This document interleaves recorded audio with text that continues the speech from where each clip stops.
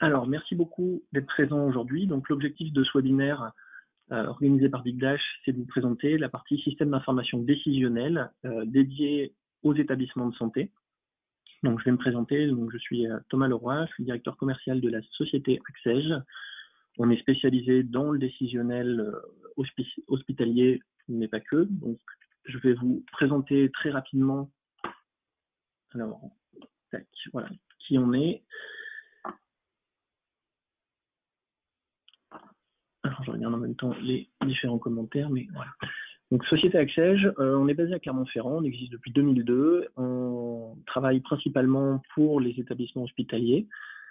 On a intégré en 2016 le groupe Médiane et en 2018, il y a la société Admilia aussi qui est venue nous rejoindre. Donc, au global, sur le groupe, on équipe un peu plus de 450 établissements de soins.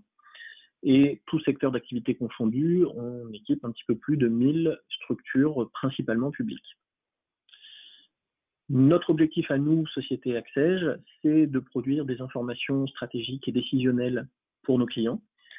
On travaille notamment en collaboration aussi avec l'ANAP et certaines ARS dans le cadre des plans de déploiement de la comptabilité analytique. On est référencé à l'UGAP.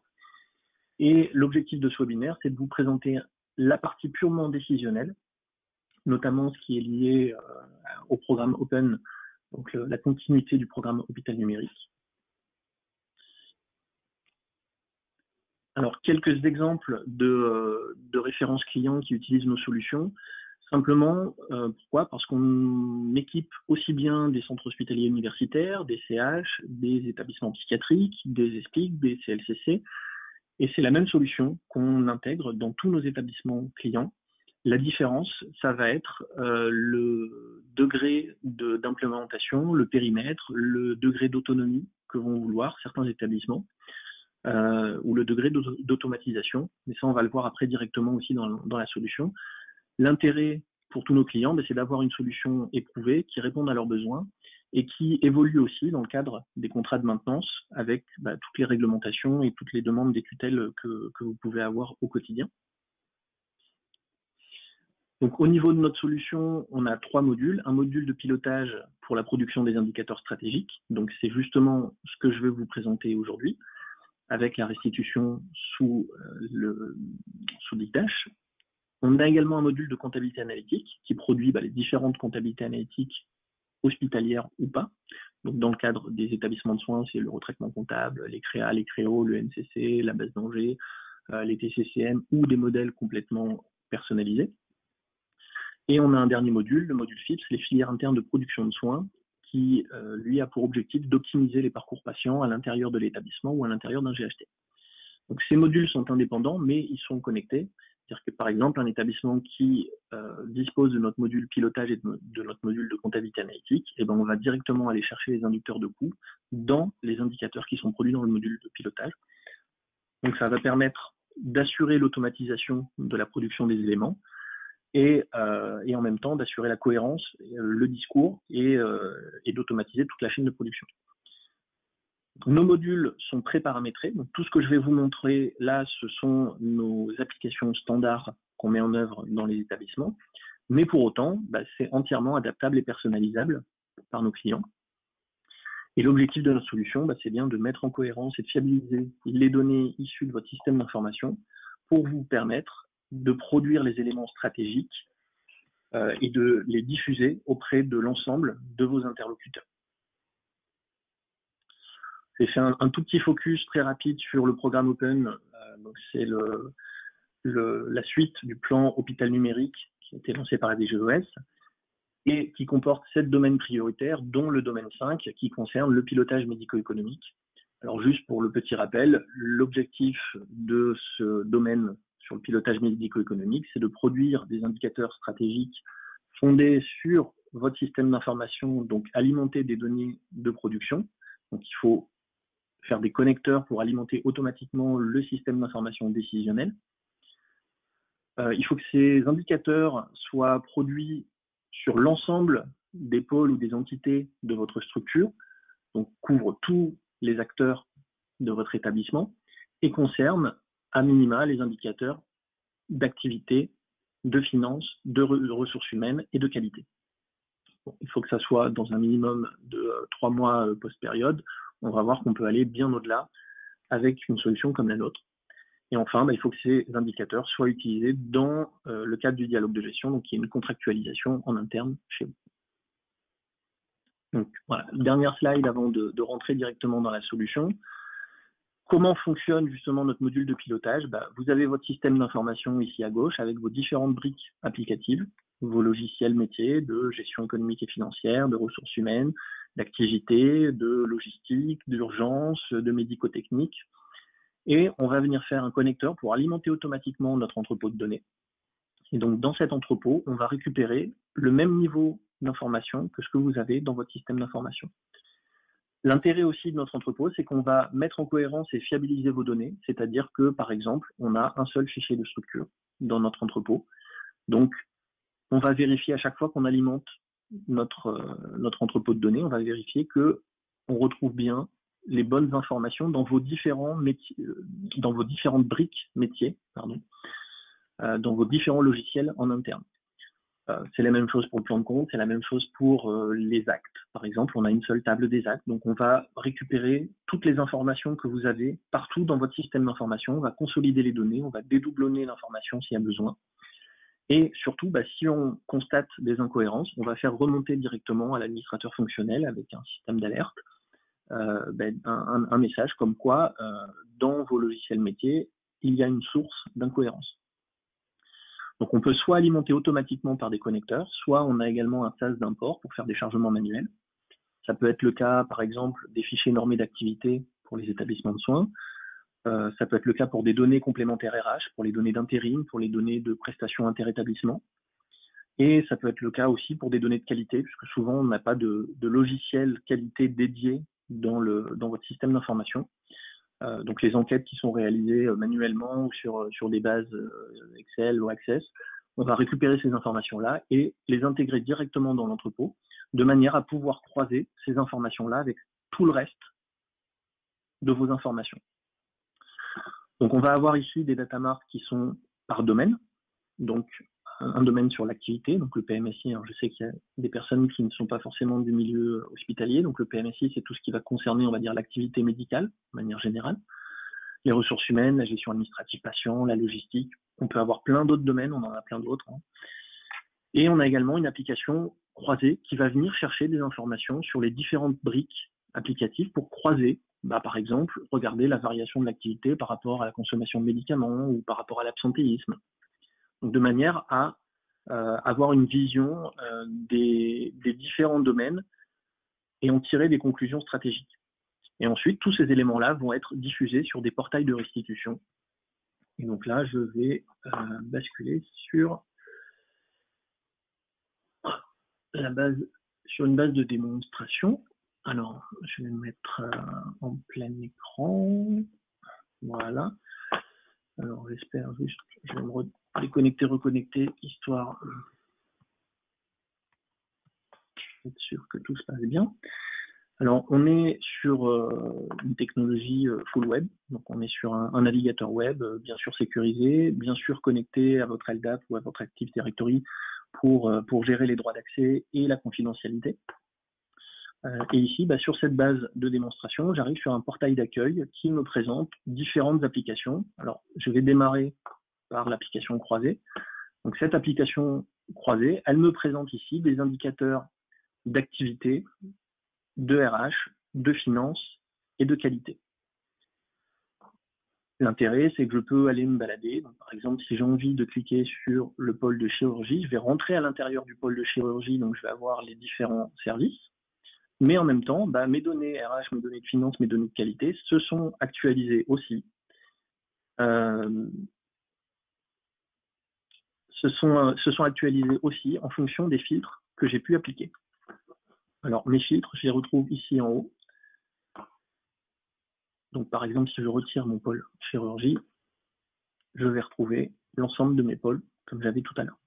Donc, j'ai un premier onglet ici de synthèse. Je peux avoir également un onglet répartition par pôle, où cette fois-ci, je vais trouver un petit peu d'autres éléments.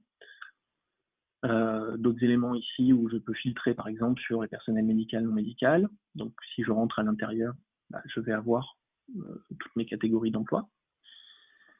Je vais avoir la structuration des charges par pôle. Alors, chaque indicateur peut être agrandi, par exemple. Donc ici, voilà, de manière à mieux le voir. Donc là, je vais retrouver mes différents pôles et je vais avoir la structure de l'ensemble de mes charges, donc charges de personnel, autres charges à caractère médical, charges à caractère hospitalier, charges d'amortissement, etc. Donc je peux aller ensuite sur chacun des pôles pour zoomer sur cette information. Je vais avoir ici un onglet sur les ratios où là, pour l'exemple, moi j'ai mis un ratio sur les recettes par ETP. Donc je peux filtrer sur les ETP, les équivalents temps plein. Je peux filtrer sur les différents types d'équivalents temps plein de personnel pour voir la typologie de recettes que je vais avoir par ETP. Et puis j'ai mis un onglet de rapport qu'on ira voir peut-être plus à la fin sur la partie personnalisation justement. Donc si je reviens sur cet onglet de synthèse, ici j'ai mes différentes informations. Si, comme tout à l'heure, je clique sur mon pôle de chirurgie, j'ai mes éléments qui s'adaptent. Et puis éventuellement, j'ai envie d'avoir plus d'informations sur mon activité médicale. Donc je clique sur un des indicateurs d'activité médicale, peu importe lequel, et cette fois-ci, je bascule, j'arrive sur une application, cette fois-ci, donc plus l'application croisée, mais une application dédiée, une application sur le PMSI MCO, donc sur l'activité médicale, et MCO, c'est médecine, chirurgie, obstétrique. Et là, à partir de là, chaque application standard chez nous fonctionne de la même manière. Donc on a un premier onglet de synthèse, et donc cet onglet de synthèse, il présente des éléments synthétiques, hein, c'est assez logique jusque-là. Donc on a le nombre de séjours, le nombre de journées PMSI, le nombre de patients, la durée moyenne de séjour, le taux d'évolution des séjours, les séjours auxquels ont participé les pôles et les services, les recettes, par le chiffre d'affaires, la répartition des patients hommes-femmes, les recettes par rhume, et les différents types de séjours, hospitalisation conventionnelle, de journée, de séance, etc. Donc toujours pareil, je peux filtrer. Alors on voit également qu'il m'a conservé les filtres préexistants, même si je bascule d'application en application, ça va me conserver les filtres que j'ai faits. C'est-à-dire que là, je reste sur le chirurgie, donc toujours pareil, dans mes filtres, si je le retire, je vais arriver sur l'ensemble de mes pôles. Pour continuer, je vais vous montrer sur l'ensemble des données. Alors, c'est un établissement complètement fictif, hein, donc vous vous attardez pas sur les chiffres en eux-mêmes. Mais donc, j'ai cet onglet de synthèse, et après, au fur et à mesure où je vais aller dans les différents onglets, je vais avoir de plus en plus d'informations. Donc cette fois-ci, je vais aller sur la partie séjour, je vais avoir plus d'éléments sur la partie séjour. Donc je retrouve mon nombre de séjours, mon nombre de journées, ma durée moyenne de séjour, voire même mon IPDMS, donc des indicateurs Hospediac, c'est tous les indicateurs qui vont être issus des normes et qui sont embarqués dans notre solution. Je retrouve mes séjours auxquels ont participé les pôles et les services, et puis là, je peux avoir des éléments sur les catégories majeures de diagnostic ou les groupes d'activité, les groupes de planification, les racines de GHM ou les GHM en eux-mêmes. Donc, à l'intérieur d'un même tableau, je peux avoir beaucoup d'informations. Donc, toujours pareil, on peut agrandir, zoomer, on peut filtrer sur les éléments. Donc, si je prends un exemple, peu importe, hop, je clique sur un des éléments, donc tous mes indicateurs s'adaptent en temps réel à mes questions. Je retire pour vous montrer une base complète. Ensuite, je vais avoir plus d'informations sur les rhumes, donc les résumés d'unités médicales. Je vais avoir plus d'informations sur les patients, donc là, je vais avoir la pyramide des âges, patients distincts par pôle et par service, par répartition par diagnostics principaux, répartition géographique. Alors là, c'est une base de démo, donc j'ai pas la carte qui est interactive, mais sinon, on a bien une répartition géographique et on va même jusqu'au géopopulationnel pour la partie psychiatrie. Donc c'est répartition par rue, par quartier. Au niveau des recettes, là, je vais avoir l'ensemble des recettes avec, donc on embarque le groupeur de la TIH, donc on va recalculer toutes les recettes avec le forfait GHS, les bornes hautes, les bornes basses, et puis on va avoir les différents suppléments. Si j'ai du soin intensif, on va avoir vraiment tout le détail des informations. Les autres natures de recettes, sur les IVG par exemple, je vais avoir tout le détail de ce qui s'est passé. Et encore une fois, je peux filtrer sur n'importe quel élément. Je veux aller sur le pôle de médecine, donc mes indicateurs s'actualisent. Sur l'affection du tube digestif, pourquoi pas. Et donc, tous mes éléments, au fur et à mesure, s'adaptent. Donc, l'intérêt de cette solution, pour nous, c'est d'allier la performance de l'entrepôt de données qui constitue le système d'information décisionnelle avec la rapidité de traitement de données qu'offre Digdash. Donc, Digdash est une solution vectorielle qui va nous permettre d'analyser des gros volumes de données en instantané et de répondre de cette manière-là directement à vos questions. Vous posez une question, vous cliquez, vous filtrez, vous arrivez jusqu'à l'information que vous souhaitez. Alors, pour l'instant, j'ai pas encore terminé. Là, j'arrive à un autre onglet qui concerne cette fois-ci les diagnostics et les actes. Je peux filtrer sur les diagnostics principaux, reliés, associés. Je peux toujours filtrer par niveau de structure, par typologie de patient, par catégorie majeure de diagnostic. Enfin voilà, tous les éléments s'ajoutent au fur et à mesure de mes onglets. Et dans la majorité des établissements, l'utilisateur final ne va voir que ces onglets-là, que ceux que je viens de vous montrer.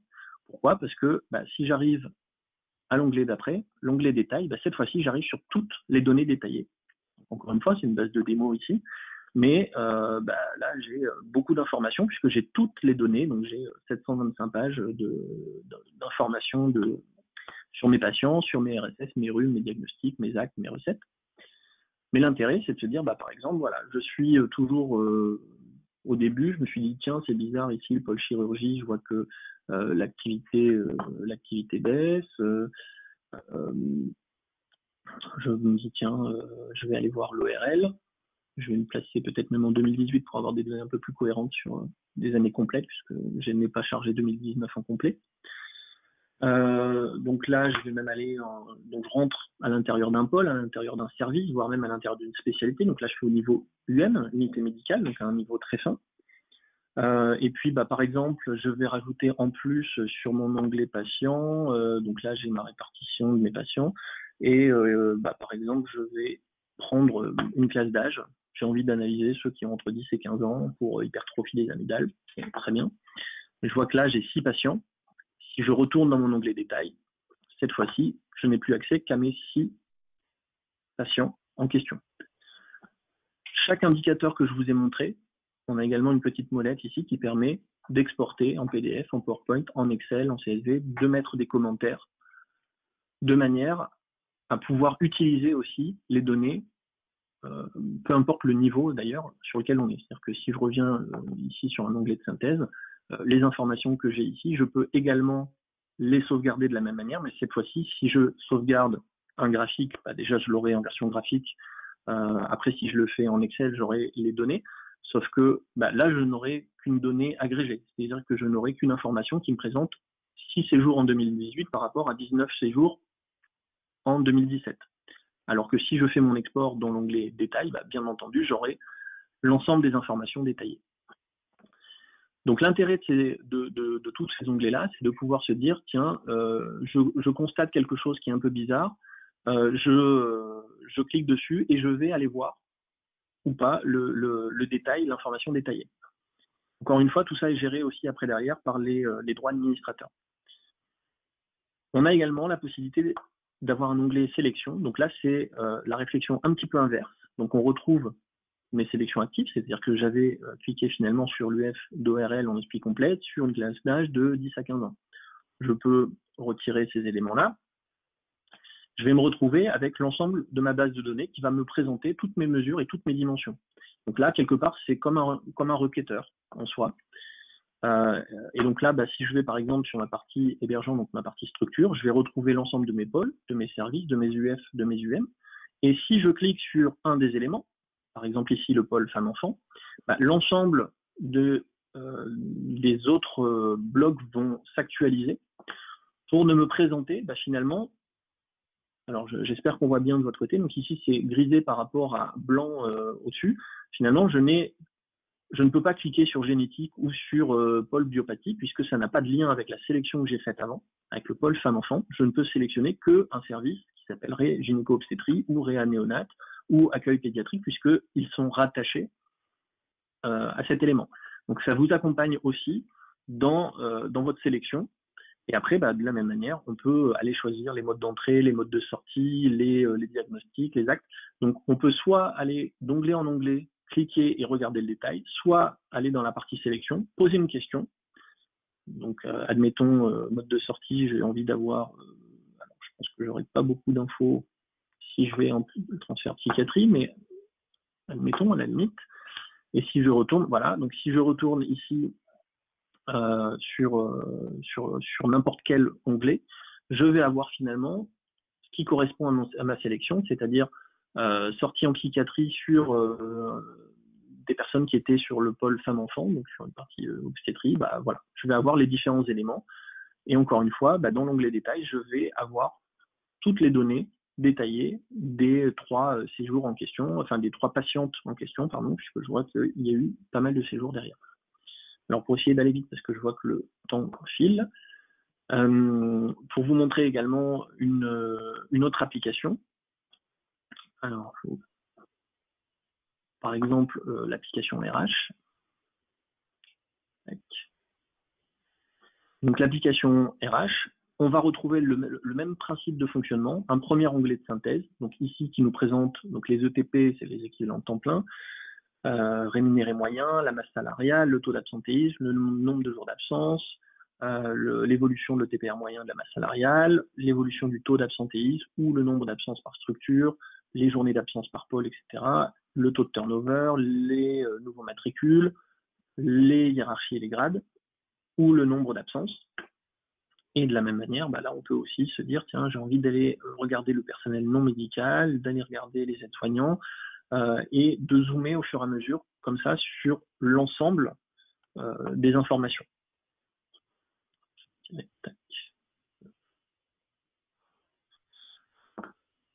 Si je me mets par exemple ici sur les effectifs, bah, je vais retrouver l'ensemble des effectifs de mon établissement, ma pyramide des âges, mes ETP rémunérés, les effectifs moyens par structure. Je peux par exemple, alors voilà, je prends un exemple, personnel médical, les praticiens hospitaliers à temps partiel, de manière à avoir assez peu de monde. Si je vais directement dans l'onglet détail, bah, je vais retrouver directement mes codes employés, mes matricules avec les personnes en question. Et même sur cet onglet détail, je peux aussi continuer à filtrer en disant bah, je veux finalement n'avoir que les femmes. J'en ai pas forcément peut-être. Enfin, voilà, je peux filtrer aussi sur les classes d'âge. Je peux continuer à zoomer sur l'ensemble de mes éléments. Alors, un élément que je ne vous ai pas montré aussi tout à l'heure, puisque j'ai été un peu vite, c'est que je vous ai montré l'onglet détail. Donc, je suis revenu sur l'application PMSI MCO. Je vous ai montré l'onglet détail, l'onglet sélection, et je ne vous ai pas montré l'onglet analyse. Donc, l'intérêt de notre solution, tout ce que je vous ai montré là depuis le début, c'est une application standard chez nous. Et pour autant, je disais tout à l'heure en début de présentation que c'était adaptable et personnalisable. Donc, vous avez aussi la possibilité de créer vos propres indicateurs. Donc, cet onglet analyse, il est là pour ça. Alors, c'est le premier mode de personnalisation. On en a plusieurs. Celui-ci, il est directement accessible pour les utilisateurs, toujours pareil, qui ont les droits. Et on a mis à disposition 4 types de restitution très basiques. Un tableau de chiffres, un camembert, une courbe et un histogramme. Et donc, si je grandis mon tableau ici, je vais avoir une présentation et je vais avoir ici toutes les dimensions qui sont disponibles dans l'entrepôt de données. Je clique un peu partout. Et si je descends, je vais arriver ici à toutes les mesures. Donc, j'ai toutes les dimensions et toutes les mesures qui sont disponibles. Et par exemple, j'ai envie de rajouter dans ce tableau la mesure du poids moyen du cas traité. J'ai envie de rajouter, à la limite, une notion de DMS ou d'IPDMS. Voilà. J'ai envie de rajouter des éléments, la DMS ou l'IPDMS, voire même la DMS nationale, je vois ici. Donc ça, c'est des éléments qui existent déjà dans notre troupeau. Et vous avez également la possibilité même de rajouter des formules. Tiens, j'ai envie de comparer la DMS par rapport à la DMS nationale. Et ben, vous faites simplement le ratio dans la formule. Hop. Vous entrez le nom de votre formule, vous entrez votre formule à l'intérieur, vous choisissez le format de restitution. Voilà, forcément, je n'ai rien mis. Hop. et votre nouvelle mesure va venir s'afficher. L'intérêt, c'est que vous pouvez créer, organiser, hein, si j'ai pas envie d'avoir l'IPDMS là, mais de l'avoir en premier, je fais un glisser-déposer, donc c'est très simple d'utilisation. Et une fois que vous avez le résultat que vous souhaitez avoir, vous enregistrez, donc vous sauvegardez votre vue courante, vous lui donnez un nom, et cet indicateur devient un indicateur personnalisé qui sera actualisé à chaque fois que les informations seront actualisées dans l'entrepôt de données. Donc vous pouvez créer comme ça vos propres indicateurs de manière très facile.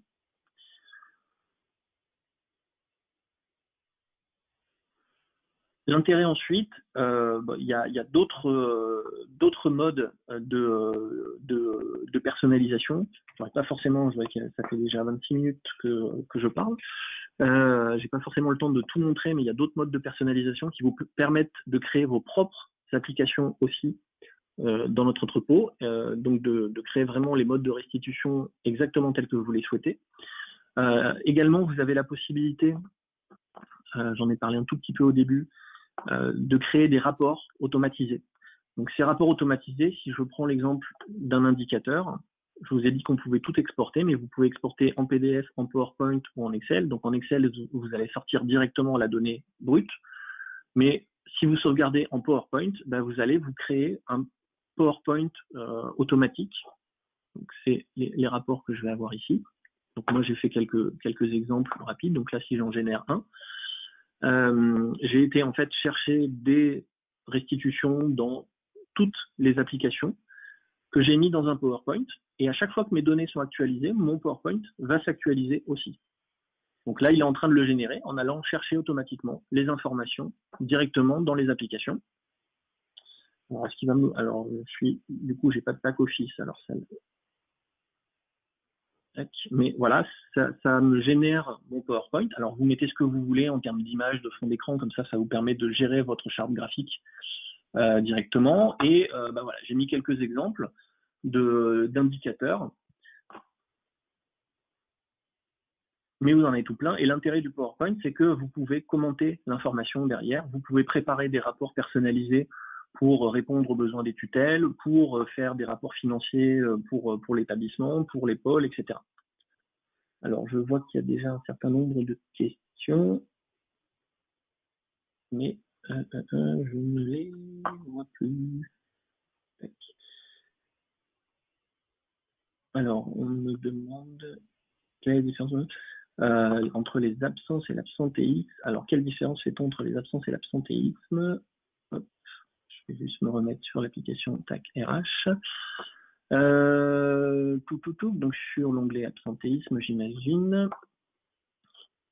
Alors, j'ai des filtres. Tac, tac, je retire un petit peu mes filtres pour montrer une base de données complète. Alors après, tous nos indicateurs, de manière globale, sont documentés pour préciser les règles de calcul, la définition, un exemple d'interprétation, et sont fournis à chacun de nos clients. La plupart du temps, les indicateurs sont issus des normes.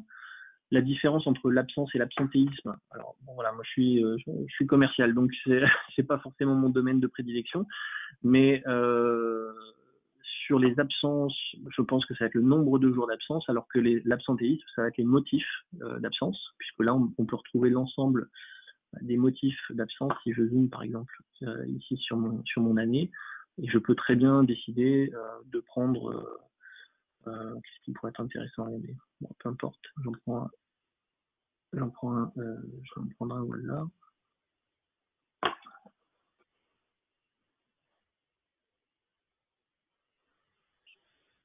J'ai un écran qui s'est figé. Alors, sur le serveur,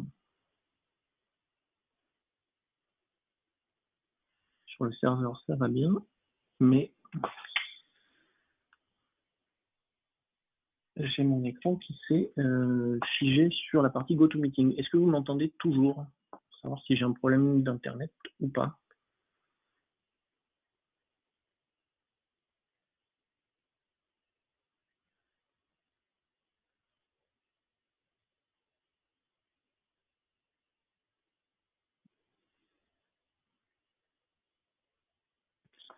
Alors, on intervient.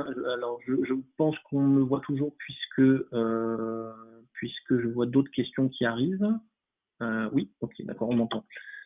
Très bien. Alors, on me demande bon, voilà, quel est le ticket d'entrée pour manipuler, utiliser Bigdash. Le ticket d'entrée d'un point de vue financier, ça, il sera discuté au cas par cas, puisque pour nous, l'intérêt, c'est vraiment de faciliter la décision stratégique et opérationnelle en mettant les informations pertinentes à disposition des différents acteurs au bon moment. Et du coup, on a vraiment une approche qui est modulaire et par domaine. Donc, on peut vraiment démarrer petit et augmenter au fur et à mesure. Le ticket d'entrée après pour manipuler, utiliser Bigdash, là, il y a un coût de licence au départ et un coût de formation. Et là, encore une fois, ça va dépendre vraiment du niveau d'autonomie que vous souhaitez avoir. Alors, j'essaie juste de... Je vois très mal vos questions, mais j'essaye de... Alors, concernant le modèle de données, est-ce que les données de synthèse sont des agrégations des données détaillées consolidées dans Bigdash ou est-ce que les données agrégées sont dans l'entrepôt de données? On peut avoir les deux cas de figure. Alors, principalement, si je me remets là, si je me remets ici, principalement dans le chargement des données, on va avoir les données détaillées qui vont être stockées dans l'entrepôt et restituées via Bigdash. On peut avoir le cas pour certains applicatifs, pour certains domaines, par exemple finance. Alors si j'ai vraiment mon écran qui s'est figé là de ce côté-là, donc je ne vais pas pouvoir vous montrer la partie finance, mais sur la partie des finances, on a parfois des indicateurs qui sont directement calculés et agrégés parce qu'ils n'ont pas de sens à être regardés à un niveau fin. Donc on peut faire un petit peu tous les cas de figure, mais de manière générale, on préfère avoir la donnée détaillée parce qu'on sera toujours capable d'agréger la donnée dans la solution, alors que si on l'a agrégée au départ, on n'a plus l'information détaillée après.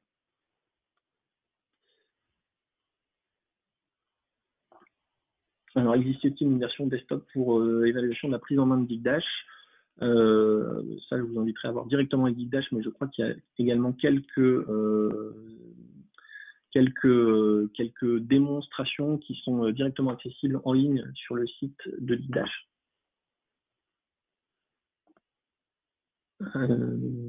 Alors, j'ai une question, et du coup, je ne l'ai pas vue pendant la présentation, mais c'est le cas pour les ETP, point d'interrogation, mais si éventuellement vous pouvez préciser, puisque du coup, je n'ai pas le contexte.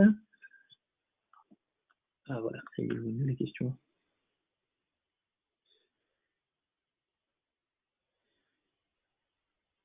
Alors, est-ce que vous intervenez dans des établissements d'enseignement supérieur ou est-ce que vous n'êtes que hospitalier? Non, on intervient effectivement sur d'autres secteurs d'activité sans problème. Et alors,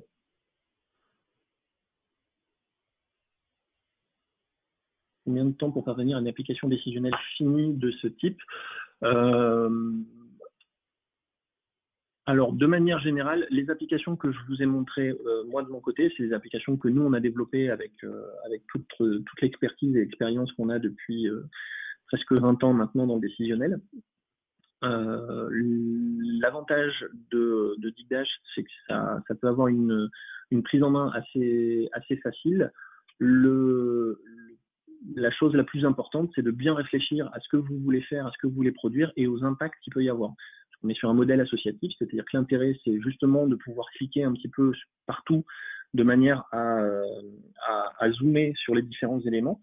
Mais en même temps, si vous cliquez sur un niveau de structure, par exemple, ça va avoir un impact sur une application d'activité, mais ça va aussi avoir un impact sur votre application RH, sur votre application finance. Donc, il faut bien réfléchir à l'ensemble des dimensions, donc bien avoir votre modèle conceptuel avant de démarrer vos travaux. Sinon, vous risquez de démarrer, de faire quelque chose qui va bien pour un cas précis, et puis dès que vous allez vouloir faire autre chose, ça ne va pas fonctionner. De notre côté, on va dire que pour développer une application, on met en règle générale, on va dire entre 4 et 6 semaines. sachant qu'on travaille systématiquement avec des établissements clients pour développer nos applications, de manière à être sûr que ça colle aux besoins des structures. Donc ça prend toujours un petit peu plus de temps aussi que si on travaillait uniquement en local chez nous.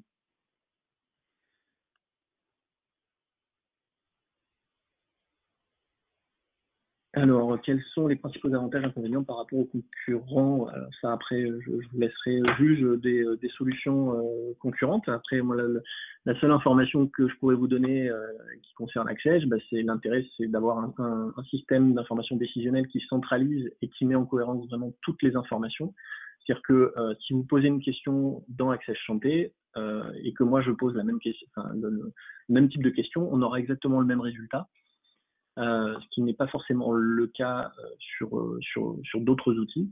Le temps de réaction, là, vous voyez ce que je vous ai présenté ici en termes de performance. Je suis, comme tout le monde, en télétravail, donc avec une connexion web qui est pas extra, et je suis connecté en TeamViewer à un serveur qui a la base de démo pour complexifier un peu les choses. Donc, on a quand même des temps de performance qui sont très bons.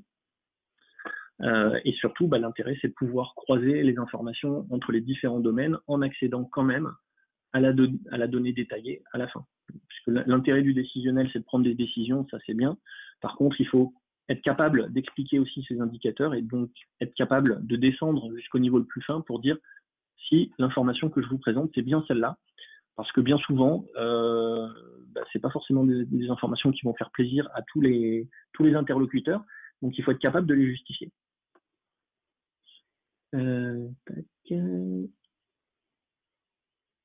Votre API est-elle évolutive? Si oui, à quelle fréquence? Alors oui, elles sont évolutives. De manière générale, sur le domaine spécifique ici de la santé, on suit les évolutions réglementaires. Donc tous les mois, on a une veille réglementaire qui concerne aussi bien les tarifs, les modes de calcul des indicateurs ou des choses comme ça. Donc ça fait partie de notre contrat de maintenance.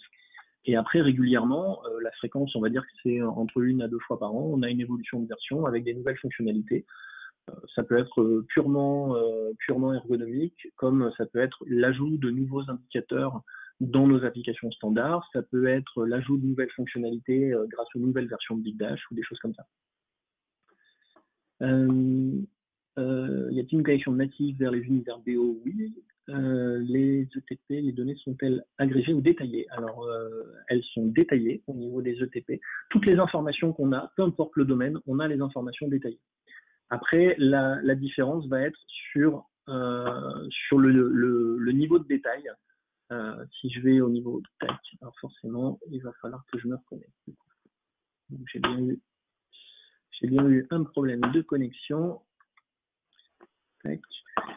Donc, toutes les informations qu'on a sont bien au niveau détaillé. Et au niveau détaillé, on va décider après ou pas, dans les droits d'accès, de fournir les droits d'accès ou pas aux différents utilisateurs.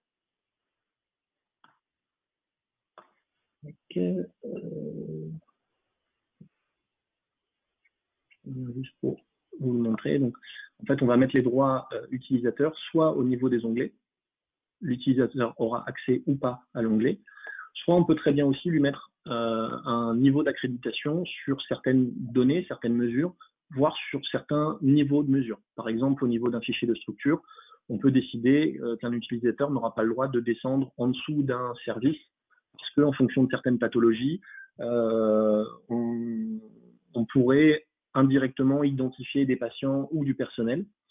On pourrait décider, par exemple, de ne pas avoir accès à la masse salariale parce que, de la même manière, si on filtre sur un service où il y a 3 personnes, 2 hommes, une femme, et qu'on filtre sur le sexe, et finalement, on pourrait connaître le salaire des uns ou des autres. Et surtout, on peut décider ou pas de donner accès à cet onglet détail qui, là, ici, me donne le détail des 6000 agents qui sont présents dans ma base de démo. Et que je peux exporter comme je le souhaite si j'ai les droits, bien sûr. Vous hébergez les données ou avez-vous l'agrément? Donc, on n'a pas l'agrément hébergeur de données de santé agréé, mais on travaille avec un certain nombre d'hébergeurs qui, eux, le sont. De notre côté, peu importe, on n'héberge jamais les données des clients chez nous, ça c'est sûr et certain, mais après, soit les structures, puisque chaque établissement est hébergeur de ses propres données ou hébergeur de données de santé agréées pour les établissements support, soit vous avez en interne une machine virtuelle puisque c'est entièrement virtualisable, soit vous passez par un hébergeur de données. De notre côté, peu importe. On a tous les cas de figure dans nos clients. Disposez-vous d'un club utilisateur? Oui. La fréquence de réunion, c'est à peu près 1 à 2 fois par an en fonction, parce qu'on a un club utilisateur et on a des universités. Donc en fonction des différentes thématiques, on ne peut pas forcément tout aborder en une fois, donc souvent on oscille entre 1 et 2 par an. Quand vous parlez de modèle associatif, c'est-il la même stratégie que Click? Oui, c'est globalement le même fonctionnement. L'intérêt, encore une fois, c'est de pouvoir se dire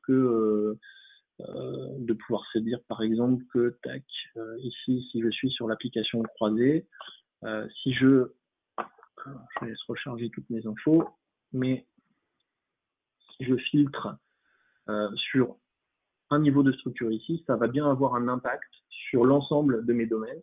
Si je filtre sur une typologie de personnel hospitalier, ça va bien avoir un impact aussi sur l'ensemble de mes domaines, sur mes finances, sur tous ces éléments-là. Donc, si je rentre dans l'application finance, je ne l'ai pas montré, voilà, tout à l'heure je parlais d'indicateurs ici qui n'ont qu'une vision établissement et d'autres qui ont une vision structure. Dans toutes les autres applications, tous les éléments peuvent être filtrés de toutes les manières possibles. Ici, dans l'application finance, le taux de marge brute, les parts de recettes de l'assurance maladie ou les suivis des chapitres limitatifs, ça n'a pas de sens de les regarder autrement qu'avec une vision établissement. Donc, on les a mis dans un paragraphe séparé. Cela ne bouge pas.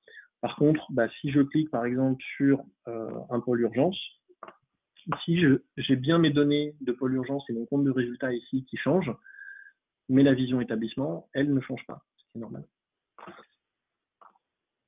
Alors ensuite, est-il possible d'avoir un lien vers cette présentation? Donc ça, oui, ça vous sera envoyé directement à la suite de cette présentation par l'IDASH. Proposez-vous des prestations d'infogérance? Oui, on le fait également.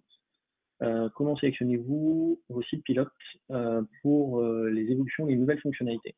En règle générale, pour les évolutions réglementaires, on va directement se diriger vers les établissements qui utilisent le plus la partie qui est concernée.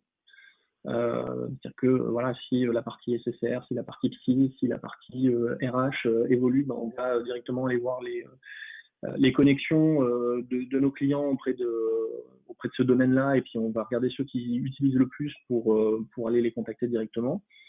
Et après, bien souvent, en fait, les évolutions partent directement de nos établissements clients qui nous disent tiens, on aimerait bien avoir ça en plus. On en discute avec eux, on en discute avec d'autres clients en disant voilà, est-ce que c'est des choses qui vous paraissent intéressantes?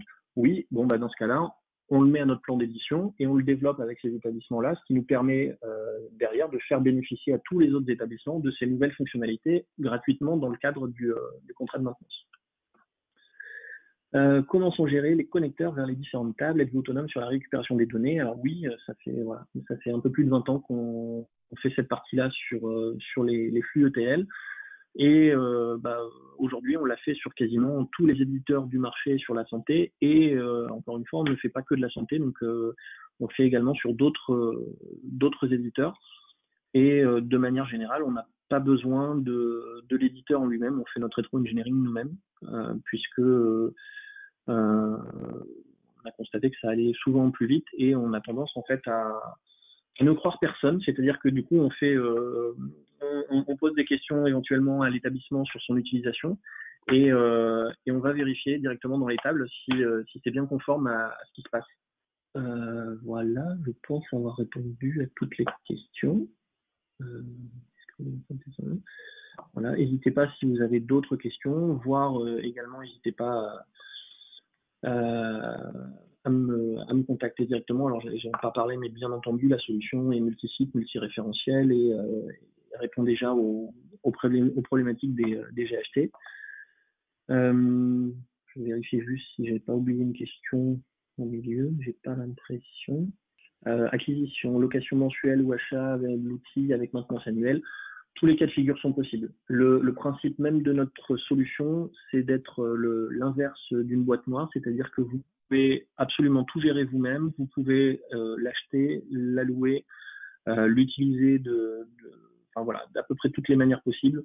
On fait de l'infogérance, on fait de l'allocation, on fait de l'administration de serveurs pour certains établissements, on fait enfin voilà, il y a pas vraiment de règles. L'objectif pour nous, c'est que ça soit la meilleure solution possible pour vous. Voilà, je pense qu'on j'ai pas l'impression, voilà, merci également à vous. J'ai pas l'impression qu'il y ait d'autres questions. Autrement, voilà, n'hésitez pas à me contacter ou à contacter Dash. Merci beaucoup en tout cas. Bonne journée.